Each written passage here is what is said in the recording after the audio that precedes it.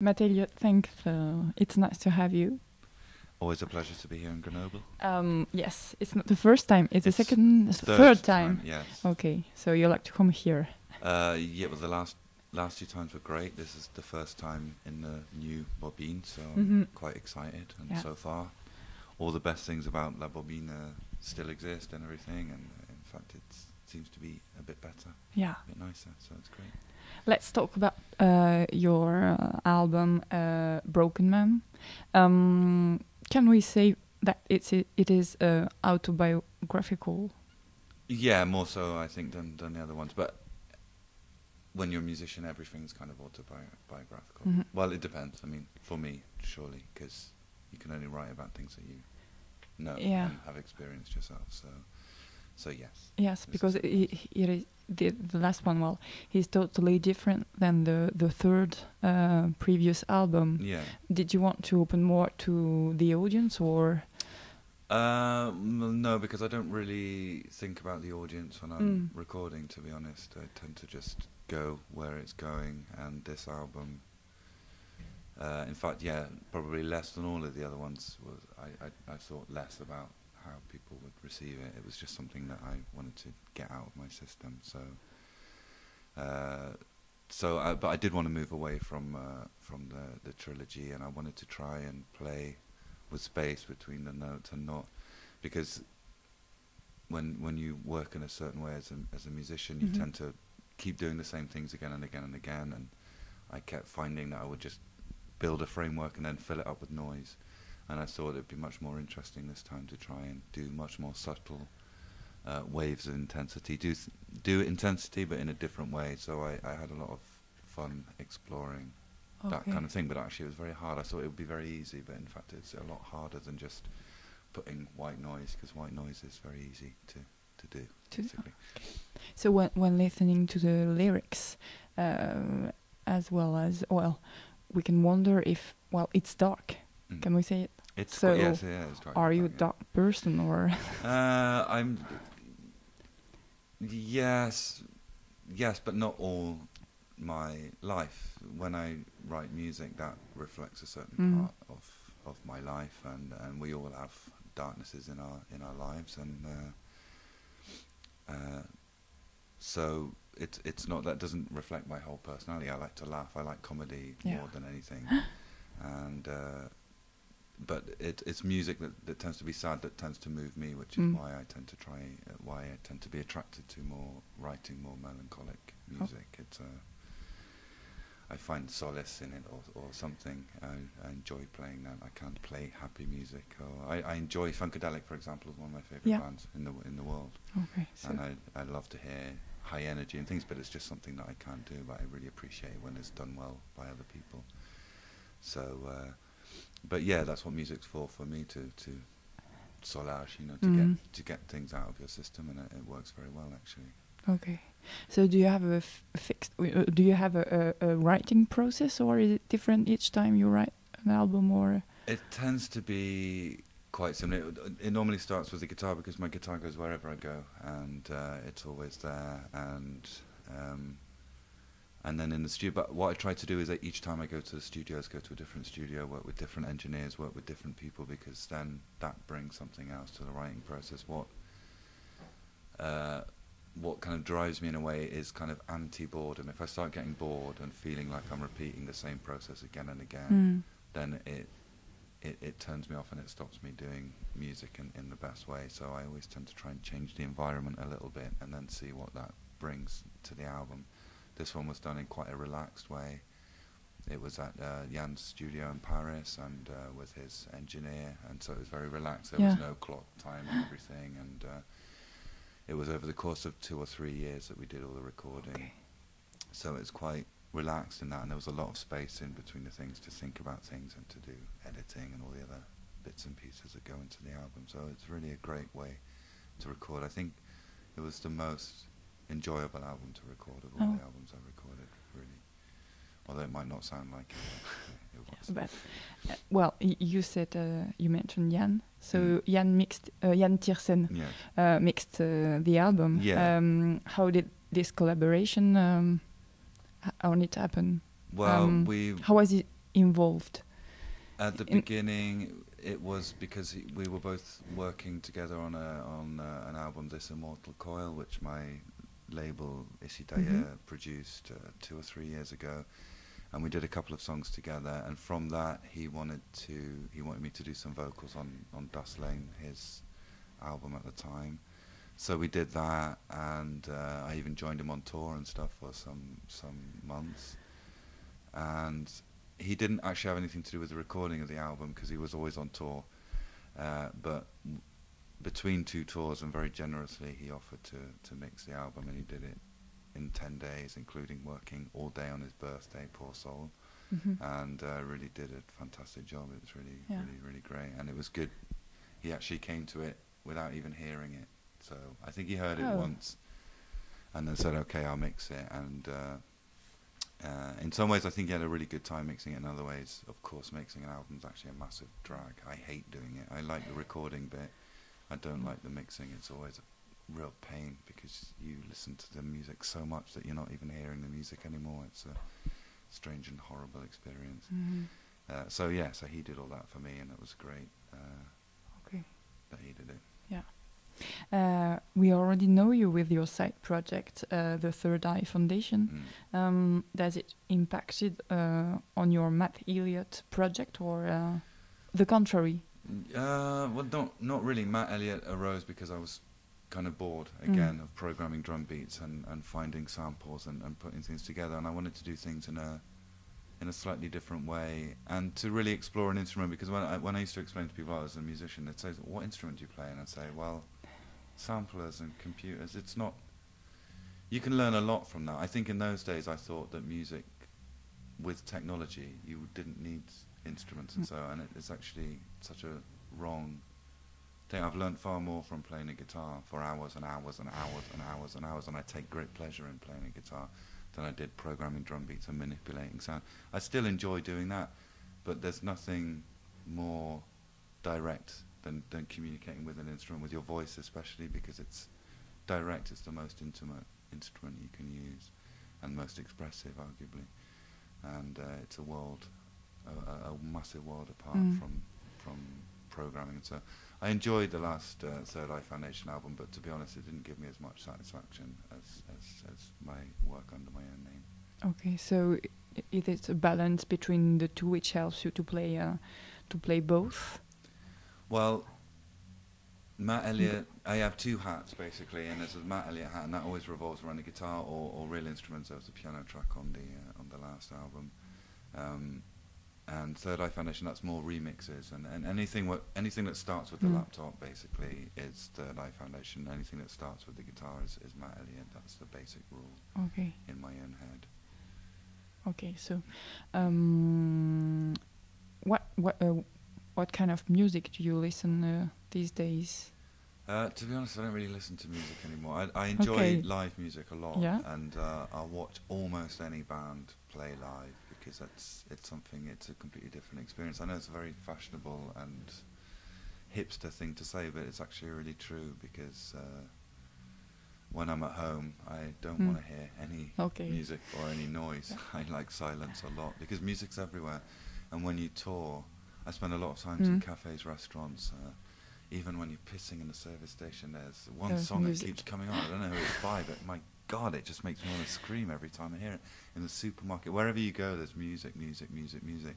And to me, music's something very special. And it should be something saved, for special moments, not to constantly drown out your own thoughts, basically, which is what it's there for, to stop people thinking. And as an escape, the first thing people do when they get home, put the radio on, put the TV on, do something to just shut up the voices in their head. I believe anyway, so I don't tend to listen to music. Although I really enjoyed the last Seafill album, and what are they called? Death Grips, hip hop, mental hip hop. The bug. I quite like quite aggressive music. If I'm listening to music, if I wake up in a bad mood, then put on some mental aggressive dubstep, and that cleans away the cobwebs. Do you know Jim Yamoridis? Jim Yamoridis. No. You don't know because it's a Greek, it's a French and Greek singer and songwriter, and he plays the guitar as well. And on, for instance, How We Fell, you have the same kind of voice and the same. Okay. Yeah, so you'll have to give me the listen name, to I'll check Jim it. Yamoridis. Jim Yes, Jim Yamoridis. And he played Yamoridis. here. So Okay. while listening to your album, and Okay. I found some similarities. Okay. All right. So you're gonna play song now, or Yeah. Yeah? Okay. Yeah. If If you- you like, yeah. I'm not sure which one. As yet, how much time have we got? I can play a long one. oh, yes, you can play along one. I'll Okay. play one that I won't play on stage tonight if I can remember how to do it. It'll be it's with these ones or no? Oh yeah. Or, Oh, that's quite nice. Okay.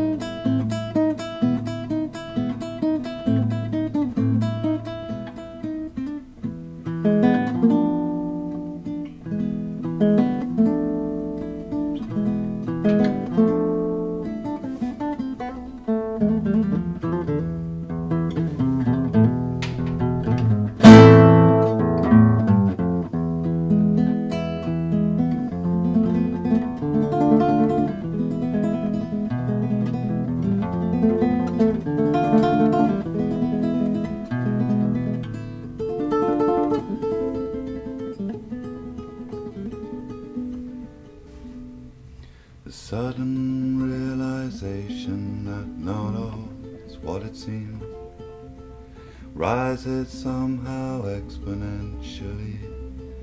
It turns from a cry into a wail, then a scream and then a howl, an endless broken down soliloquy.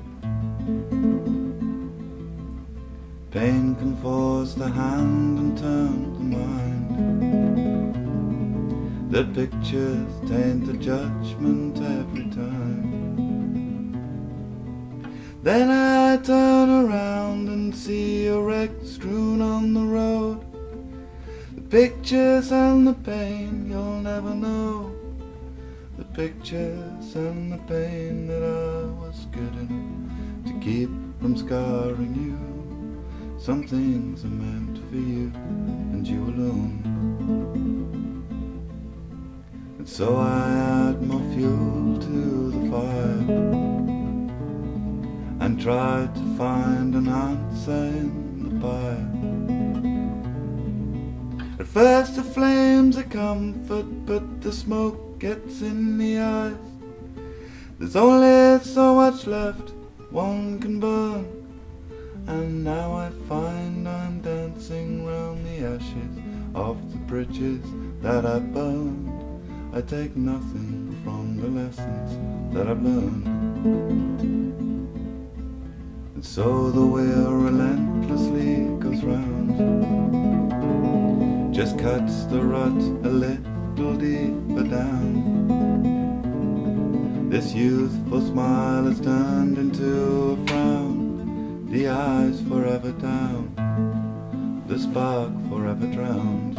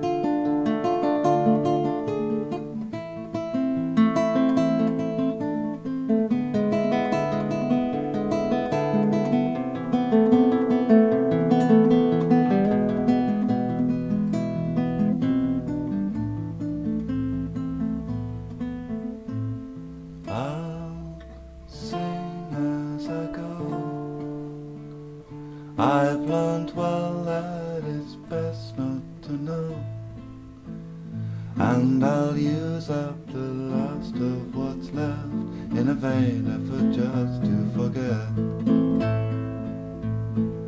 This anchor tracks as it's pulled. It's disturbing the calm of the pool. I am lost in this mournful refrain while reanalyzing this stain. This tainted wreck applies again. And if what you said is true, I'm condemned to repeat till I'm through, least until I can learn to forgive, or learn simply not to relive.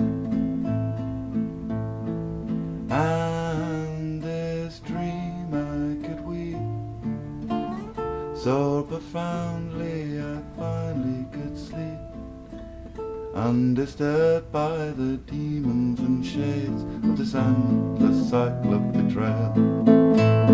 Oh, how we fell,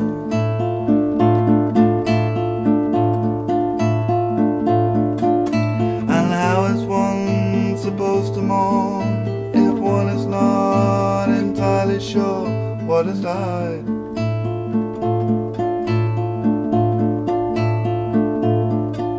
And if it's dead, and if it's dead, and if it's dead, and if it's dead, and if it's dead, and if it's dead, and if it's dead, why can't I cry?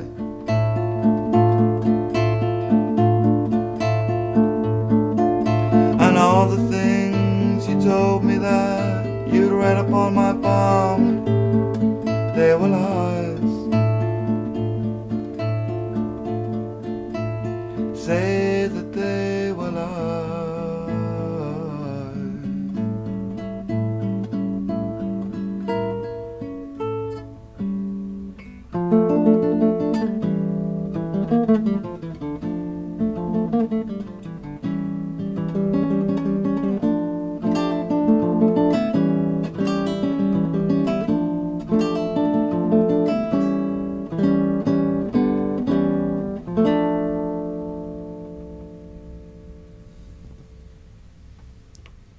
Thank you so much, and see you on stage. Yeah.